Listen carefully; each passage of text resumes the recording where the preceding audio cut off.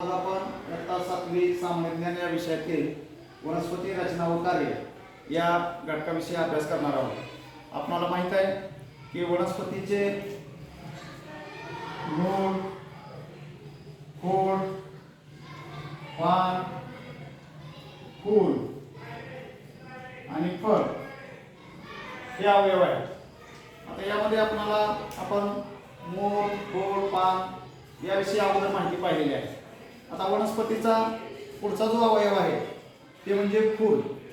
आता फूल हे दिसायला आकर्षक असतं, प्रत्येकाला फूल हे आवडतं आणि आपण आज या जास्वंदीच्या फुलाचे भाग पाहत आहोत। यामध्ये आपण या फुलाची रचना जर पाहिली तर आपल्याला हा देठ दिसतोय, देठाच्या वर इथं हिरव्या रंगाचा भाग दिसतोय, त्यानंतर पाकळ्या आहेत, त्यानंतर इथं वर आपल्याला पुंकेसर आणि स्त्रीकेसर हे दिसतंय। आता आपण याचे प्रत्येक भाग पाहू। आता बघा, हा जो बाहेरचा भाग आहे हा देठ आहे। देठाच्या नंतर जो भाग असतो तो आहे निधलपुंज। आता या निधलपुंज हा सर्वात बाहेरचा भाग, फुलाचा सर्वात बाहेरचा भाग म्हणजे निधलपुंज। आता या निधलपुंजाचं कार्य काय तर आतील भागाचं संरक्षण करणे, हे निधलपुंजाचं काम आहे। आता आपण हे निधलपुंज बाजूला काढू। इथं फुलाचे प्रत्येक वेगवेगळे भाग आपण पाहत आहोत। आता त्याच्यानंतर निधलपुंजाच्या आतील जो भाग आहे हा भाग आहे तो म्हणजे दलपुंज। दलपुंज म्हणजे या पाकळ्या आहेत आणि या पाकळ्या कीटकांना आकर्षित करून घेतात। आपल्याला प्रत्येकाला फुल आवडतं आणि या पाकळ्या म्हणजे त्याला आपण दलपुंज असे म्हणतो। आता या पाकळ्या आपण इथं ठेवतोय।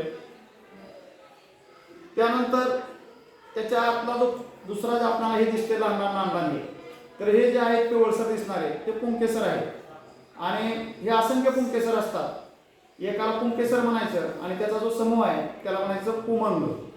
त्याच्यानंतर लालसर रंगाचे आपल्याला एक 4-5 कवर दिसत आहेत बघा, तर त्याला आपण एकाला स्त्रीकेसर म्हणतोय आणि त्याचा जो समूह आहे त्याला आपण जायंग असं म्हणतो। आता पुंकेसर आणि स्त्रीकेसर यांच्या संयोगानं नंतर फळ तयार होणार आहे। आता इथं आपण बघितलं तरी याला आपण कुक्षी म्हणतोय। हा कुक्षी उरंत झाला, त्यानंतर खाली इथं अंडाशय आहे आणि या अंडाशयामध्ये एक ते अनेक बीजांडे असतात।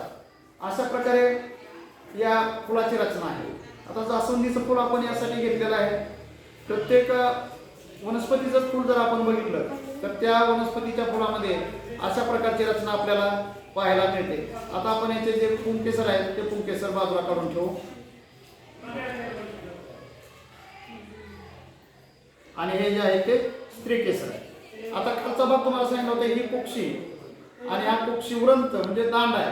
आता त्याच्या खाली अंडाशय असतं आणि या अंडाशयामध्ये एक ते अनेक बीजांडे याच्यामध्ये असतात। अशा प्रकारची रचना ही प्रत्येक फुलामध्ये असते।